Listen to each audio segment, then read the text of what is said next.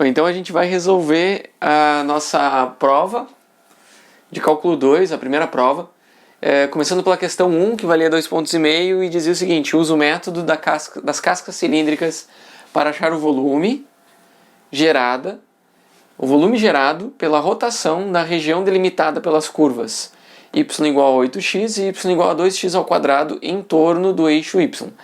A gente em aula definiu, conseguiu desenvolver uma técnica, introduziu uma técnica de calcular esse volume considerando cascas cilíndricas em torno do eixo y. A gente mostrou como fica no eixo x também, mas deixa eu ver aqui. Mas aqui no caso o problema pede para o eixo em torno do eixo y. Assim. Esse canetão azul ficou bem apagado. Eu acho que é a tinta que eu usei. Enfim, vou ter que dar uma olhadinha nisso. A gente vai com calma. Bom, enfim, o método diz o seguinte. Como é que a gente vai resolver o problema? A gente já sabe o método, não tem que apresentar o método, eu só tenho que indicar qual é a abordagem. Então a gente faz aquela introdução fazendo assim, calculamos o volume, pela relação.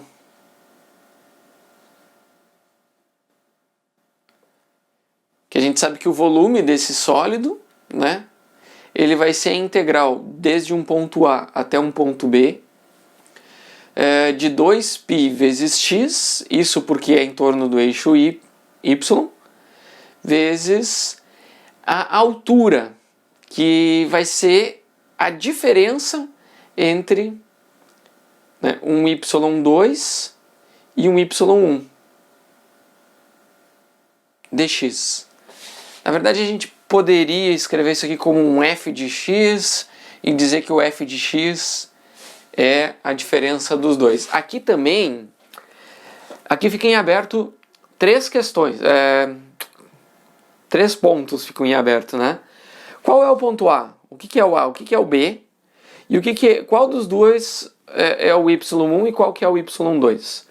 A gente primeiro coloca o de cima menos o de baixo, Se a gente tiver no...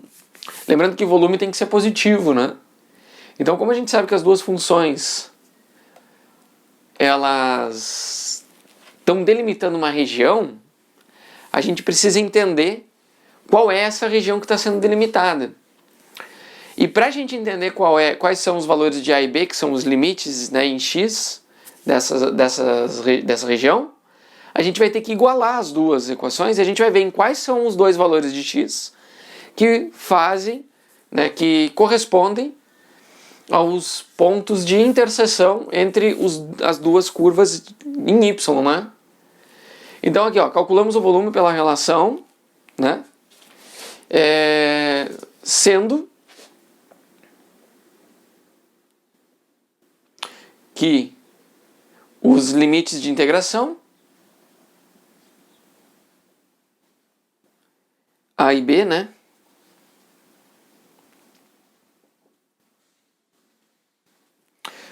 são obtidos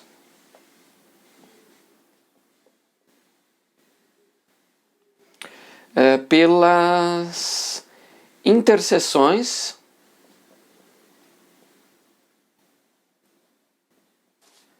das curvas y1 e y2, certo? E quando que acontece a interseção das curvas? Quando a gente fala de interseção das curvas, é exatamente o ponto em que elas estão iguais.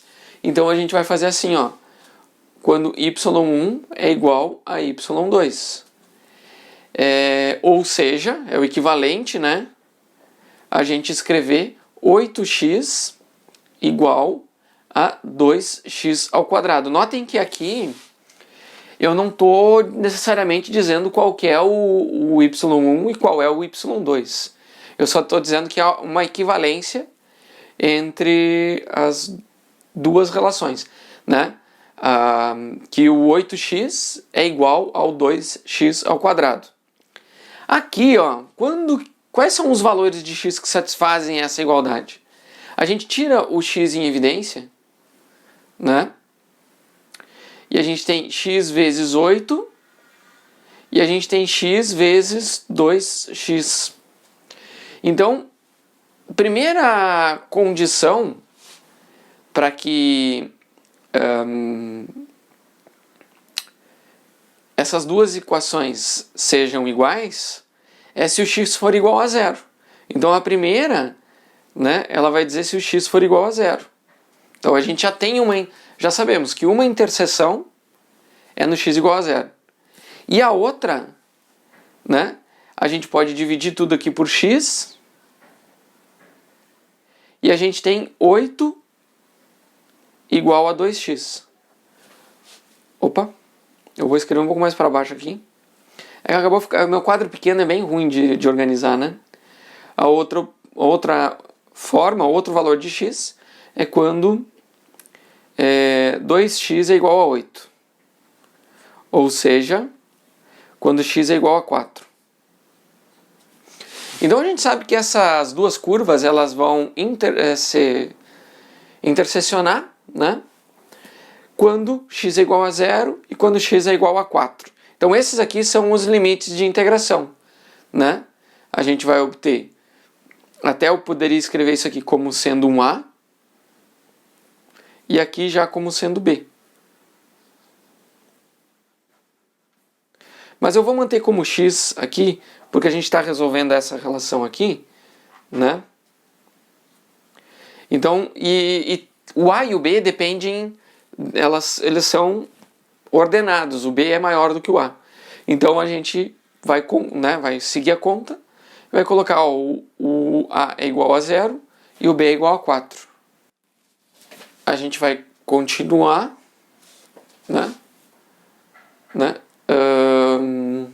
Ou seja,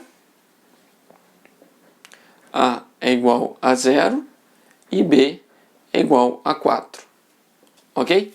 E como é que a gente faz para determinar qual é o y1 e qual é o y2? Lembra que a fórmula ela espera que a gente coloque o y2 como sendo a função com o maior valor, a função para cima da y1, certo? Qual das duas está por cima? Depende. É que a gente quer saber qual que está por cima exatamente neste intervalo. E para a gente saber qual que está por cima deste intervalo, a gente pode, por exemplo, atribuir um valor aqui, ó. Quando x é igual a 0, as duas são iguais. Quando x é igual a 4, né? Quando x é igual a 0, as duas são 0. Quando x é igual a 4, as duas são 16. Ok.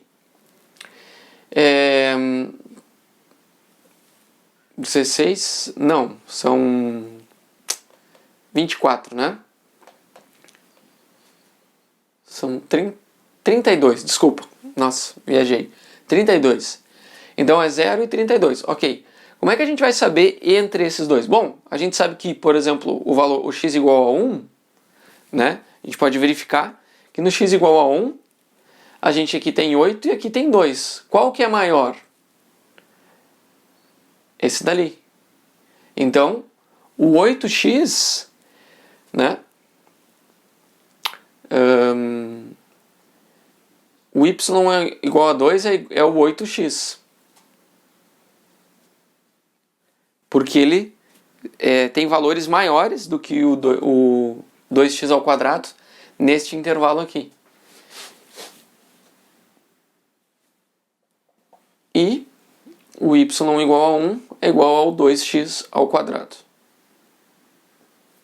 Certo?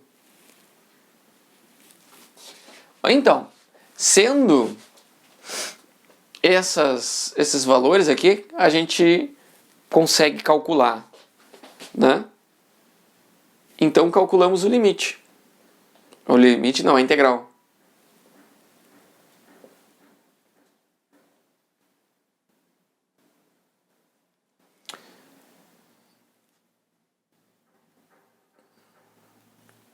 Né? Então calculamos o volume por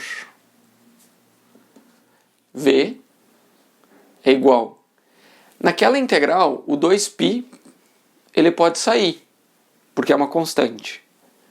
A gente pega a integral de 0 até 4, a gente mantém aquele x e agora a gente faz o y2 menos o y1. A gente pega o 8x menos 2x ao quadrado e faz o dx.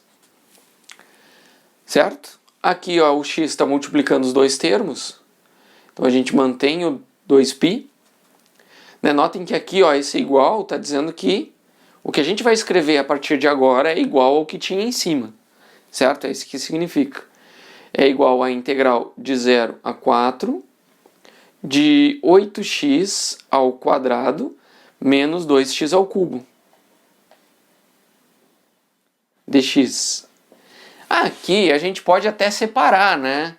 Separar como ela é linear, seria 8 integral de x ao quadrado menos 2 integral de x ao cubo. Tá? Dá para fazer. Mas a gente já pode... Eu vou ir direto para a primitiva. Qual é a primitiva de 8x ao quadrado? É 8x ao cubo sobre 3. Então a gente vai pôr aqui ó, 8x ao cubo sobre 3. Aí depois a gente põe menos. Qual é a integral de... a primitiva, né? Qual é a primitiva de 2x ao cubo? É 2x na 4 sobre 4.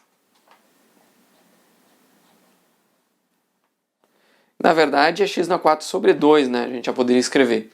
Só que aqui ó, a gente vai aplicar nos limites do x igual a 0 e até 4. Certo? Então, a gente aplica nesses limites de integração assim, ó, 0 a 4. Ok? Agora a gente vai ter o seguinte, ó. Isso aqui, eu vou escrever aqui porque o meu quadro é pequeno, senão eu faria na linha de baixo, ficar mais organizadinho. A gente tem aqui ó, o 2π, ele continua multiplicando tudo. Só que agora a gente tem ó, o 8 terços. E a gente põe aqui o 4 ao cubo. Não, eu acho que eu vou escrever, vai ficar muito, não vai ficar legal. Eu vou apagar e vou escrever na linha de cima. Então, apaguei, mas mantive essa parte de baixo aqui, ó, porque aqui a gente está na sequência, né? Então, o nosso volume vai ser esta primitiva aplicada no limite superior menos ela mesma aplicada no limite inferior. Então, a gente vai ter 2π que multiplica. No limite superior, a gente tem 8 terços vezes 4 ao cubo menos 4 menos 1 meio vezes 4 na quarta. Certo? Então aqui no limite superior. Aí a gente vai fazer menos 0. Então menos 8 terços. Aqui dá 0. E mais 1 meio. E aqui dá 0 também. Ok? Então aqui a gente já... Esses termos aqui, esses que dão 0 vai dar 0. Né? Não precisa aparecer. E agora a gente tem que ver quanto fica esses termos aqui. Então a gente ainda mantém o 2π aqui. Na verdade a gente tem 4 ao cubo vezes 8 dividido por 3. Aí 4 ao cubo, então a gente tem 16. Então a gente tem aqui o 8 terços vezes 64 menos 1 meio, e aqui 4 na quarta. É o equivalente a 2 na oitava, né? 256. Assim. Ok, agora... Aqui a gente ainda vai ter aqui é 256 vezes 2, vai dar aqui 512 dividido por 3. 12 sobre 3, professor. É, né? 512 dividido por 3. E aqui a gente tem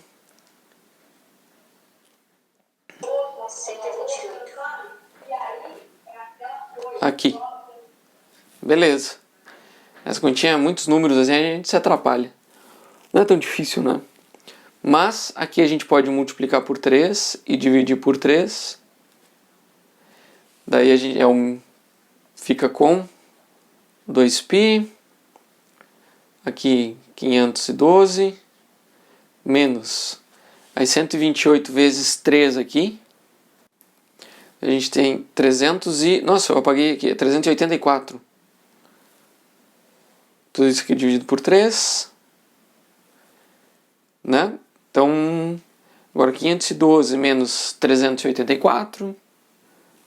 Tá, então aqui vai dar 256 π sobre 3, que é o nosso volume, certo? Bom, então a gente já tem a resposta. Eu pulei, não fiz toda a conta aqui, né? Dei uma colada. Mas vocês já têm a resposta, que é o volume. Então a gente vai concluir, né, com um portanto aqui. O volume é 256 π sobre 3 unidades de volume. Ok? Aqui, ó. Isso é uma proposição, mas está concluído. Perfeito? Então a questão número 2 também valia 2,5 pontos.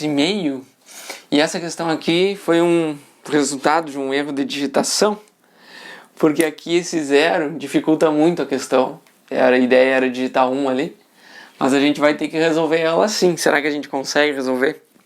De 0 a infinito, o e na x sobre 1 menos e na x de x. Então, o problema de ela ser imprópria aqui, com o 0 a infinito, é que a gente tem duas indeterminações, né? Ela é imprópria do tipo 1 e do tipo 2 ao mesmo tempo, né?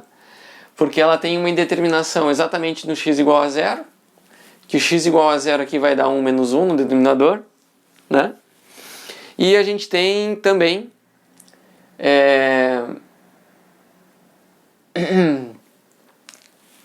a indeterminação no limite superior. Então a gente vai ter que fazer, a gente vai ter que separar essa integral em duas. Não, a gente vai ter que fazer... Vamos lá, vamos pensar como é que a gente vai fazer essa questão. Aqui, a integral de 0 a infinito de e na x sobre 1 menos e na x dx, a gente vai escrever como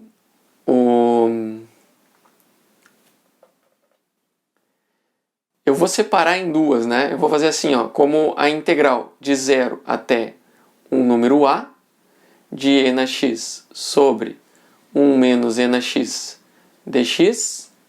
E eu vou chamar isso daqui de integral 1. Depois a gente vai fazer mais ela separada de a até infinito de e na x sobre 1 menos e na x dx. Porque daí a gente separa, né? Uma integral do tipo 2 e uma integral do tipo 1 aqui. Né? Na verdade, as duas ficam... Vamos lá.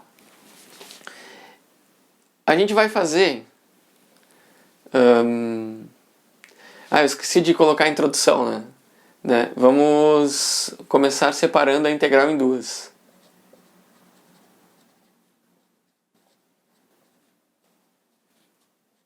A integral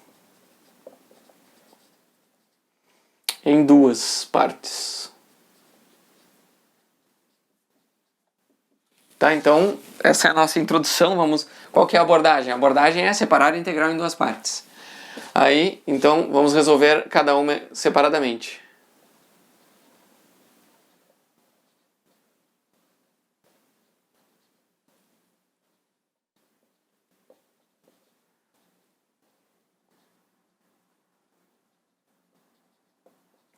Então, separadamente, a gente começa com a integral de 0 até um número a qualquer, de e na x sobre 1 menos e na x dx. E aí, a estratégia de resolver uma integral que tem uma indeterminação em um dos limites é parametrizar esse limite por uma variável t que está tendendo ao valor que a gente quer, e aí faz a integral de t até a né, de e na x, 1 menos e na x dx. Então a gente parametriza, né, usa uma variável auxiliar, que é o t, e a gente vai ter que o valor numérico dessa integral deve ser igual ao valor numérico desta integral, né, que a gente vai ter um valor numérico no limite em que notem que essa daqui vai ser uma função de t, no limite em que esse t tende a zero, né? Então, essa é a estratégia que a gente aprendeu em aula, né, para resolver o problema. Então a gente vai resolver essa integral aqui, né, fazendo uma substituição, né? Usamos a substituição.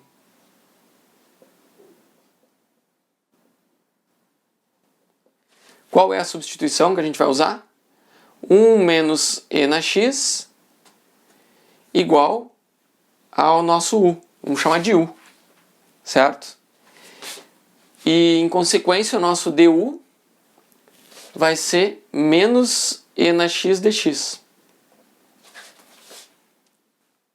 Ok? Os limites de integração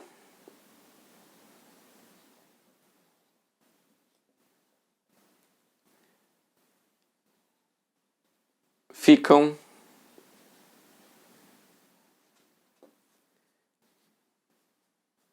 como é que eles ficam?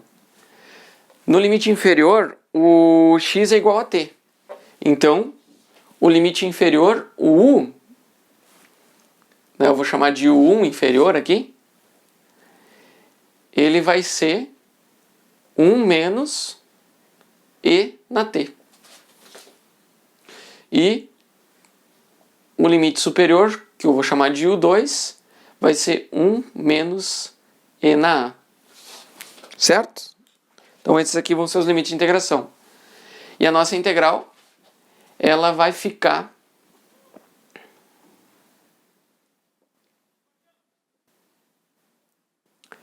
eu vou chamar isso daqui de I1. Porque daí aqui embaixo eu vou escrever aqui, ó, que o I1 fica mais simples, né? Fica uma boa referência. O I1 ele vai ser igual ao limite em que o t tende a zero. E a nossa integral agora, ela vai desde 1 menos e na t até 1 menos e na a.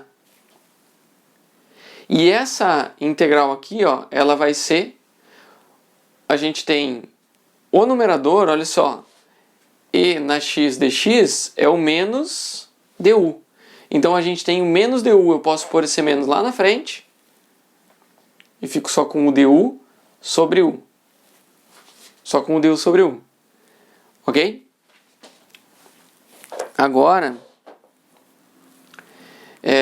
a gente sabe que essa integral aqui é o ln do módulo de u. Então isso daqui é menos o limite de t tendendo a zero do ln do módulo de u. E essa daqui a gente ainda tem que, esse ln do módulo de u a gente aplica nos limites de integração, em que o u ele assume os valores de 1 menos e na t e 1 menos e na a, no limite superior e no limite inferior. Agora, a gente vai ter aqui, ó, menos o limite de t tendendo a zero. E aí a gente tem o ln do módulo. No lugar do u a gente põe de 1 menos e na a. E no limite inferior a gente põe menos o ln do módulo de 1 menos o e na t. A gente fecha aqui o colchetes. E aí a gente vai ter que analisar esse limite. Só que aqui, bom, a gente pode fazer uma análise de limite que esse primeiro ln não depende de t, então ele permanece. Mas o segundo ln, a gente vê que é ln de 1 menos e na t, só que o t vai a zero, então a gente tem e na zero. Ok? Esse valor aqui, ó, ele vai para o ln, quando o argumento vai a zero, esse daqui e na zero vai para 1, 1 menos 1. Quando esse argumento aqui vai para zero, o ln vai para menos infinito, certo? Então aqui a gente já tem uma indeterminação, né? Vamos... eu vou apagar aqui em cima para a gente continuar essa conta agora. Então aqui a gente tem menos... Então eu vou... Voltar a apagar esse aqui. Menos o limite. Não, aliás, menos o ln do módulo de 1 menos e na a. Certo? E aí a gente vai pegar aqui, ó, mais o limite de t tendendo a zero do ln do módulo de 1 menos e na t. Só que aí este cara, o e na t com t tendendo a zero, isso aqui vai para 1. E aí a gente tem 1 menos 1 dá zero e ln de zero vai para menos infinito. Então isso daqui diverge para menos infinito. Na verdade, aqui já nos dá a resposta da integral, que ela é uma integral divergente, certo? Mas este termo aqui, ó,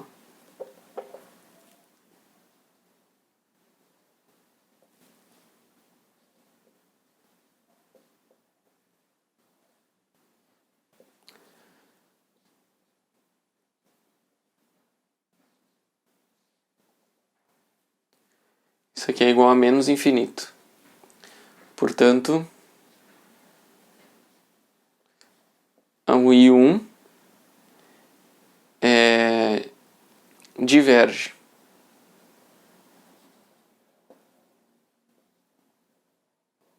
Para menos infinito. Ok?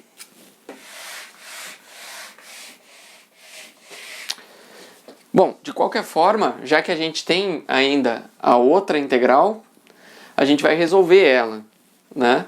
E a gente vai perceber que se aqui no lugar desse a a gente tivesse um número 1, na verdade, se em vez do zero que a gente tivesse qualquer número que não fosse zero, a gente não teria esse problema de divergência aqui, né? Mas aí agora o que eu vou fazer, vamos resolver essa outra integral para a gente ver como é que fica. Bom, então agora a gente vai fazer o I2, né? A gente já tem um problema. Assim, ó, se o I2 for para mais infinito, aí lascou, né? Aí a gente simplesmente não tem... ela é uma integral, além de ser divergente, ela é indeterminada, porque daí uma vai para mais infinito, outra vai para menos infinito. A gente já sabe que essa integral aqui vai para menos infinito. Agora a gente vai ver se essa outra aqui for para um número, somar uma coisa que vai para menos infinito com um número convergente, assim, aí a resposta da integral imprópria é menos infinito, certo? Ela é divergente para menos infinito. Mas aqui, ó, o que a gente tem, o I2 a gente vai chamar a integral de a até infinito de e na x sobre 1 menos e na x dx. E a gente sabe que o a ele é maior do que zero, né? Até eu deveria colocar aqui, ó, para um a maior do que zero. Isso eu deveria ter... Isso aqui tem que colocar lá no início, para o a maior que zero. Porque não faz sentido a gente ter um a menor do que zero, porque está fora do intervalo de integração, né? Ok, agora para a gente integrar essa função aqui, a gente tem o problema do limite superior, ela é uma integral imprópria do tipo 1, essa aqui é a mais simples de resolver, porque a gente vai também usar uma variável auxiliar e a gente vai calcular o limite em que o t vai a infinito da integral de a até t.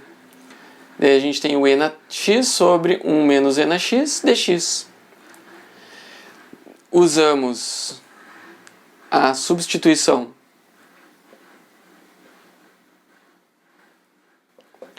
na verdade, é a mesma resolução.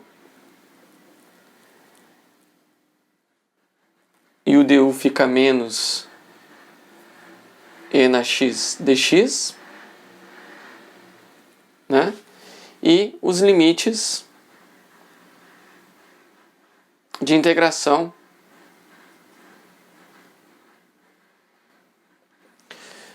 ficam o U1, que é o inferior, né? Vai ser 1 menos E na A, notem que muda agora, e o U2 fica 1 menos E na T. Então mudou os limites, né? Teve essa inversão. Então, o nosso I2 ela vai ficar o limite quando t tende a infinito da integral. Notem que esse menos aqui vai lá para frente, né? Aqui a gente fica com o a gente fica com o nosso du. É bem similar ao que a gente fez antes, du sobre u, né? E os limites de integração é 1 menos E na A, 1 menos E na T. E aí a gente tem menos o limite de t tendendo a infinito, e a gente tem o ln do módulo de u. Só que o u ele vai de 1 menos E na A e 1 menos E na T. Daí a gente aplica nos limites de integração, a gente fica com menos o limite de t tendendo a infinito. Aí aqui, ó, o ln de u vai ficar o ln do módulo de 1 menos E na T. Menos o ln do módulo de 1 menos E na A. Certo? Agora, essa parte aqui, ó, esse termo, ele é constante, né? A gente fica com menos o limite de t tendendo a infinito do ln do módulo de 1 menos E na T. Esse é o primeiro termo. O segundo termo, esse menos com menos aqui vai dar mais, a gente fica com mais o próprio ln, né? Não precisa mais do limite, 1 menos E na A. Assim. Notem que se aqui, ó, fosse de 1 a infinito, era só colocar 1 aqui, que a gente já tem a resposta. Inclusive porque aqui, ó, o E, com t indo a infinito, né?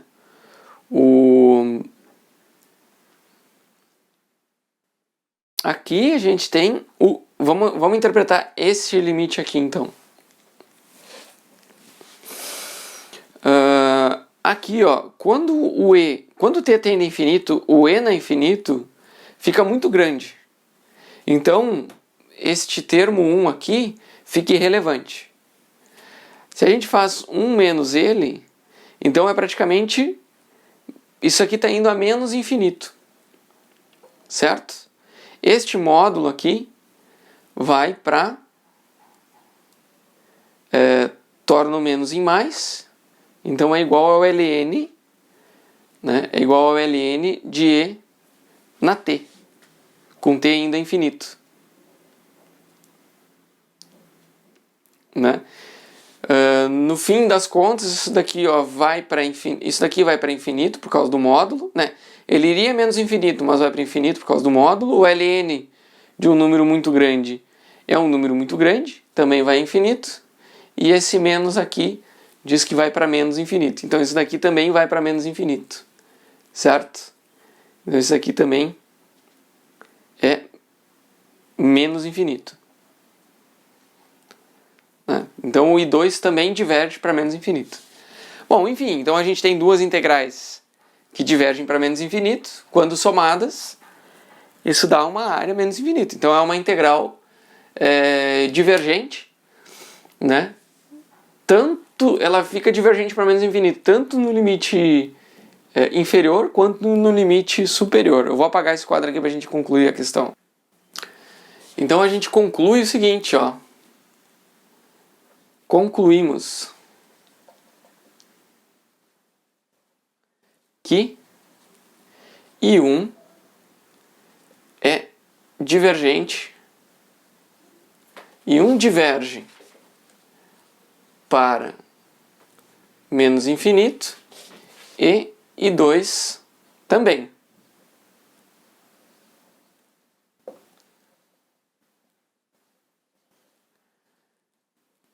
Para menos infinito. Logo, a integral de 0 a infinito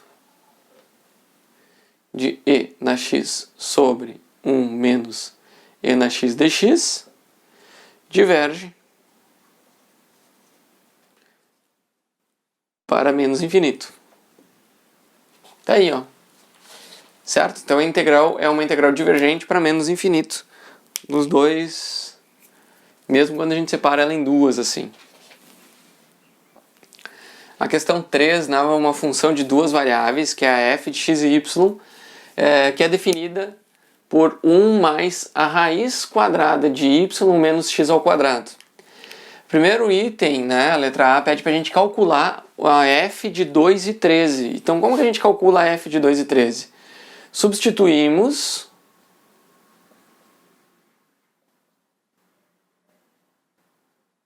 x igual a 2 e y igual a 13 na f de x e y. Certo? Essa aqui então é a abordagem. Então a gente vai ter a f de 2 e 13 dada por 1 mais a raiz de y é igual a 13 e o x é 2 ao quadrado. Então a gente tem aqui, ó, 1 mais raiz de 13 menos 4 dá 9. Então isso daqui dá 4. Certo? Aí a gente conclui, né? Portanto,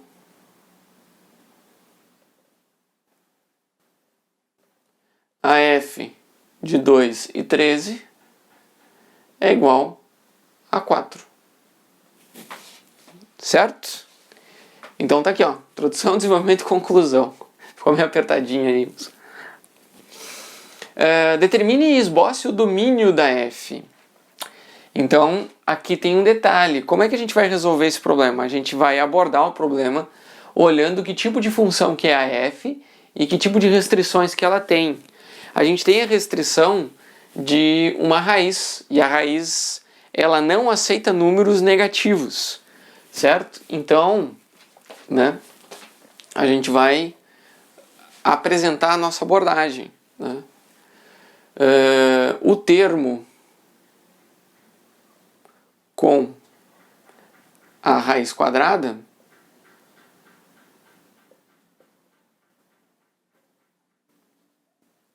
impõe uma restrição de domínio. Uma restrição de domínio. Tal que o x, aliás, o y menos o x ao quadrado, ele precisa ser maior ou igual a 0. Certo? Essa é a restrição. O y menos x ao quadrado tem que ser maior ou igual a 0. Isso daqui é o equivalente, né? Isso implica, né? Isso implica que o y tem que ser maior ou igual ao x ao quadrado. Se a gente sabe que o y tem que ser maior ou igual ao x ao quadrado, como que a gente vai definir isso, essa região, para a gente fazer um esboço, né? Então, ó, determine o domínio. O domínio, ele vai ser assim, ó. Então, o domínio, ele vai ser o conjunto. Professor, Como é que a gente vai escrever o domínio? Lembrem que domínio é sempre um conjunto. No caso de uma função de duas variáveis, ele é um conjunto de pares ordenados, né? E os pares ordenados são o x e o y, pertencente, né, ao R2. O R2 porque o x pertence aos reais, o y pertence aos reais, tal que o y seja maior ou igual a x ao quadrado. Então aqui, ó, é como a gente apresenta o conjunto domínio, né? Então a gente pode escrever aqui, ó, o domínio, então, né? O domínio fica, o domínio é dado por, ou temos, né, este conjunto domínio. Então é o conjunto de todo par ordenado x e y, desde que o x e o y pertençam aos reais, separadamente, desde que o y seja maior ou igual ao x ao quadrado. Então esse é o domínio, beleza. Como é que a gente representa isso aqui num esboço? A gente vai ter um... Eu vou apagar isso aqui, ó, porque não tá ajudando, né? Então, no plano cartesiano,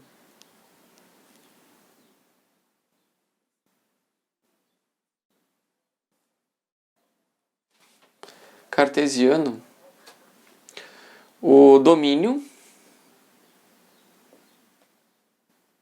fica. Como é que a gente representa este conjunto aqui, ó? A gente vai ter... Primeiro que a gente tem que saber desenhar um plano cartesiano.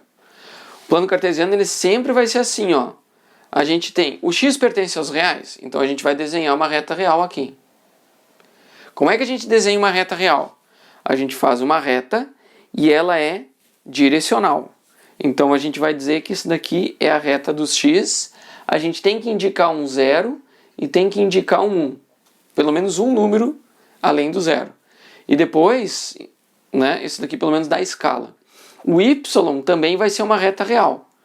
A reta dos números reais, ela é uma reta, ela tem que ser direcionada e a gente tem que indicar que essa aqui é a reta que indica as coordenadas y, certo?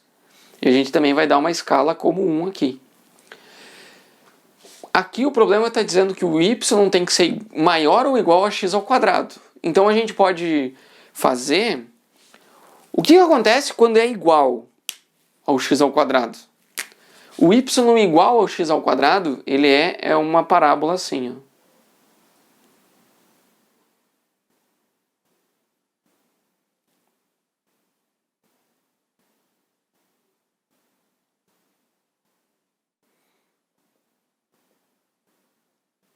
Né?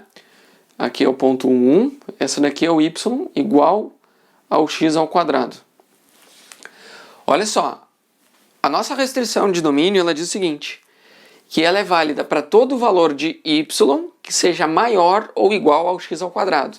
Então qualquer valor aqui, ó, acima dessa curva são valores de y que são maiores ou igual ao x ao quadrado. Se eu pegar um valor aqui, ó, né, por exemplo, o y igual a 1 e o x igual a 2. Não dá, né? Porque ele está abaixo da curva. Por outro lado, todos os valores aqui, ó, então a gente vai pintar toda essa região aqui, ó. Então, essa região em vermelho é o nosso domínio, certo? Que é o conjunto dos números dos pares ordenados x e y pertencentes ao R2, que é o plano cartesiano, tal que o y seja maior ou igual ao x ao quadrado. É aquela região ali, ok? Então esse é o esboço. E aí depois a gente vai ver a imagem. A imagem, quando a gente desenha aqui, ó, a imagem, né? Quais são os valores de saída? Qual é o menor valor de entrada possível? O menor valor de entrada possível é o 0, 0. 0, 0, né? Ou quando o x ao quadrado é igual a y. Porque o x ao quadrado é igual a y, aqui essa raiz vai ser 0, né? É o menor valor possível. Quando a raiz é 0, quando o radicando é 0, a raiz é 0, e a gente tem a função igual a 1. qualquer valor dentro do domínio diferente desta relação aqui, ou seja, que o y seja maior do que o x ao quadrado, se o y for maior do que o x ao quadrado, a gente tem um número positivo aqui dentro da raiz. A raiz de um número positivo vai ser um número positivo, maior que zero. E qualquer número positivo que a gente somar a 1, a gente tem um número maior do que 1, né? Então a gente vê que a imagem, que é a nossa letra C, a imagem, ele é todos os números, porque daí aqui pode ser qualquer, pode ser, vai até infinito, né? Se o y for infinitamente maior do que o x ao quadrado, por exemplo, se o x for zero aqui, o y for infinitamente maior, a gente tem que a raiz tende a infinito e o f assume valores absurdamente grandes. Então, a imagem vai de 1 a infinito, né? Então, a f de xy vai de 1 ao menor valor possível até infinito. Ela nunca vai ser menor do que 1. Não pede para a gente esboçar, né? O problema não pede para a gente esboçar. Ele diz assim, ó. A letra C vale um ponto também. Determine a imagem da f. Então, para a gente determinar a imagem da f, a gente vai fazer esse raciocínio, né? Aqui eu vou simplificar um pouco só para a gente mostrar, né, que o menor valor possível. Bom, eu vou apagar aqui e fazer tudo direitinho, daí vai ficar mais claro. Então, para a gente determinar a imagem da f, a gente vai escrever o seguinte, ó, o menor valor possível da f acontece quando o y é igual a x ao quadrado. A gente está no limite, né, do domínio. Quando y é igual a x ao quadrado. Nesta situação,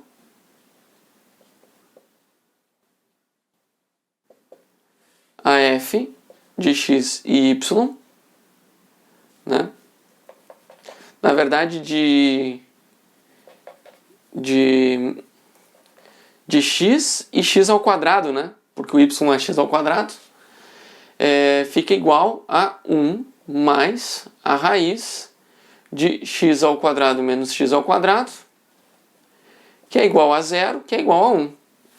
Né? Então a raiz aqui é igual a 0.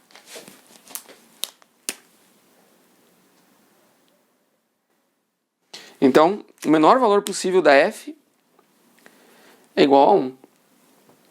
Certo? E qualquer valor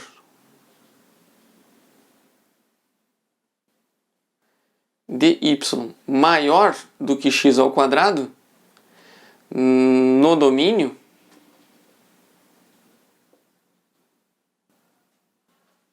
né, temos a f é maior do que 1. Temos a f maior do que 1.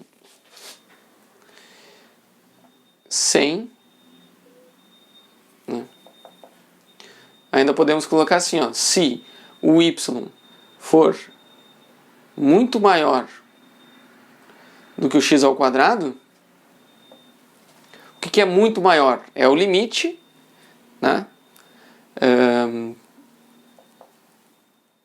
Se o y for muito maior que o x ao quadrado, f é muito maior do que 1 sem restrição. Né?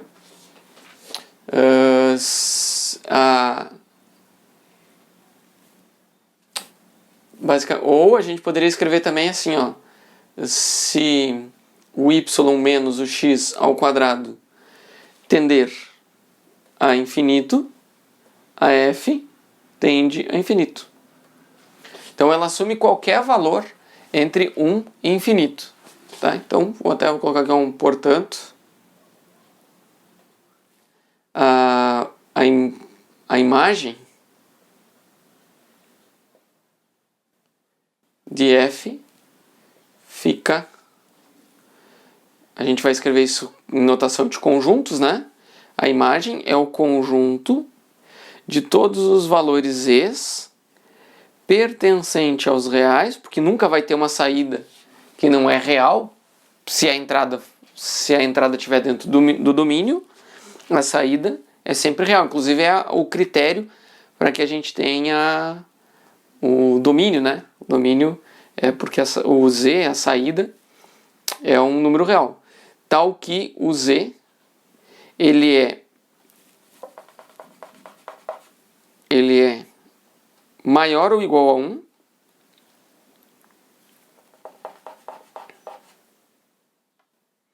até infinito. Então não precisamos desse... O z tem que ser maior ou igual a 1. Até melhor seria inverter aqui, ó. O z maior ou igual a 1. Então qualquer valor de... qualquer número maior ou igual a 1 é um número possível de se acessar com um AF, certo? Então é uma saída possível. Sempre vai ter uma combinação de x e y, tal que o AF seja um número real maior do que 1. Sempre, para qualquer valor maior do que 1, qualquer número de 1 a infinito, vai existir uma combinação de x e y que a f vai...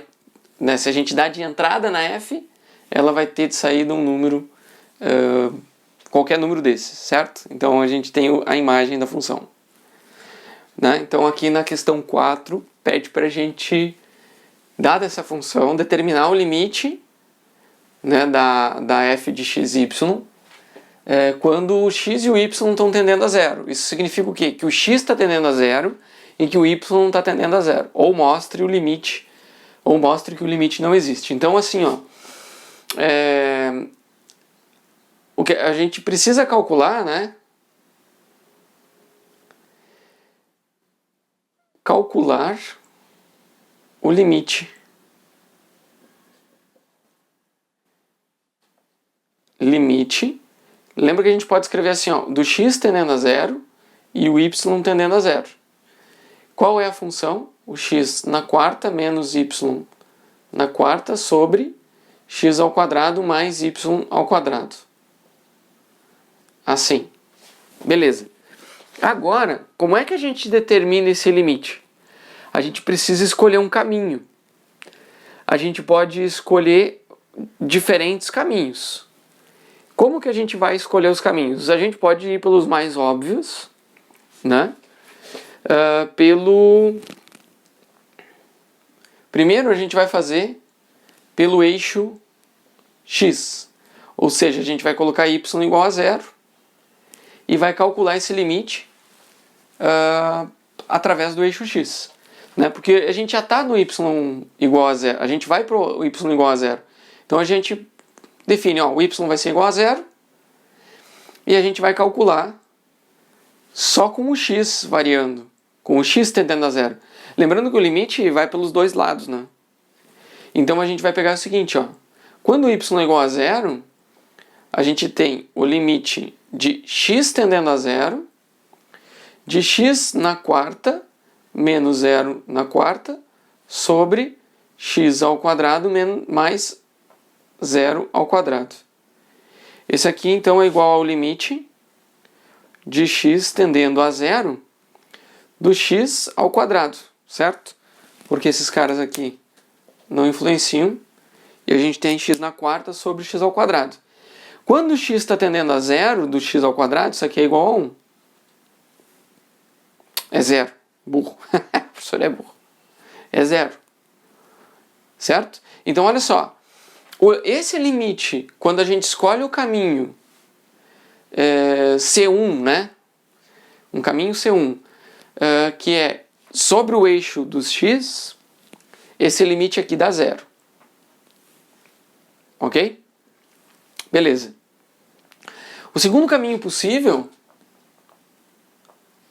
é pelo eixo y. O que acontece? Para que esse limite exista, todos os caminhos têm que levar ao mesmo limite, ao mesmo valor de limite. Então aqui a gente já viu que pelo eixo x, ou seja, y igual a zero, o limite dessa função, né? Ou seja, esse daqui na verdade, então a gente pode escrever assim, ó, o limite de x tendendo a zero da f de x e zero. Né? Então essa aqui é a f de x é zero, isso aqui vai dar zero. Agora, pelo eixo y, a gente vai considerar que o x é igual a zero e a gente vai fazer o limite de y tendendo a zero, né? Porque o x já é zero, então a gente só vai variar o y. De quem? A gente tem 0 na quarta menos y na quarta, dividido por 0 ao quadrado, menos y ao quadrado, mais y ao quadrado. Aqui também, a gente elimina esses zeros aqui, e a gente fica com o limite de y tendendo a zero, de menos y ao quadrado. Só que o menos y ao quadrado, quando y tende a zero, isso daqui é zero. Ó, então a gente já tem um indicativo de que esse limite é igual a zero. Ok? Só que a gente ainda pode ter outros caminhos, a gente pode ter outros caminhos que diferenciem de zero. Então a gente vai testar uma terceira possibilidade, que é o caminho no qual o y é uma reta de inclinação arbitrária, certo? Então a gente vai testar o terceiro caminho agora. Então a gente vai calcular o limite andando pela reta de inclinação y igual a mx.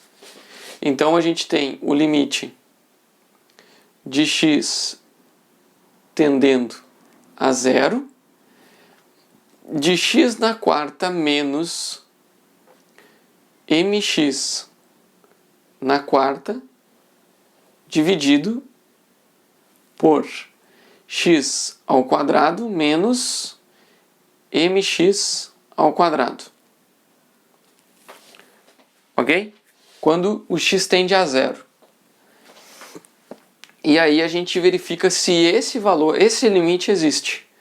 Né? Na verdade, só esse caso aqui, então, já dispensaria que a gente calculasse os outros, exceto a segunda opção, quando o x é igual a zero. Né? Aqui é mais. Aqui é mais. Então aqui, ó, a gente tem que o limite de x tendendo a zero. Esse aqui, ó, a gente tem dois termos. A gente tem o x na quarta. Em evidência, ele fica 1 menos m na quarta, dividido aqui o x ao quadrado. Em evidência, fica 1 mais m ao quadrado. Só que aqui a gente pode dividir tudo por x ao quadrado, aqui fica 2x ao quadrado, né? Vezes x na quarta fica x ao quadrado. E a gente fica com o limite de x tendendo a zero, de x ao quadrado, e aqui a gente tem 1 menos m na quarta, e aqui 1 mais m na quarta. Só que isso daqui é uma constante, o m é um valor arbitrário qualquer, né? De inclinação m aqui, é uma reta de inclinação m. Deveria ter posto inclinação arbitrária. Aqui, então, na verdade, a gente tem 1 menos m na quarta dividido por 1 aqui ao quadrado, mais m ao quadrado, vezes o limite de x tendendo a zero do x ao quadrado. Isso aqui é zero. Então, isso daqui é 1 menos m na quarta sobre 1 mais m ao quadrado, vezes zero, que é zero. Então, não importa qual inclinação que a gente use, né? Não importa qual o valor do m, o limite sempre vai dar zero. Então, como todos os caminhos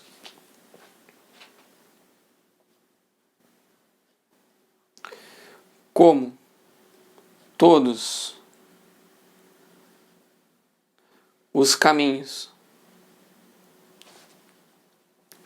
levam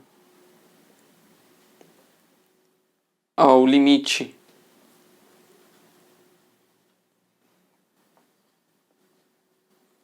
da nossa f,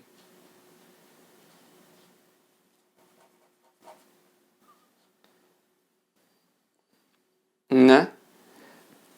Todos levam ao limite da f a zero, igual a zero.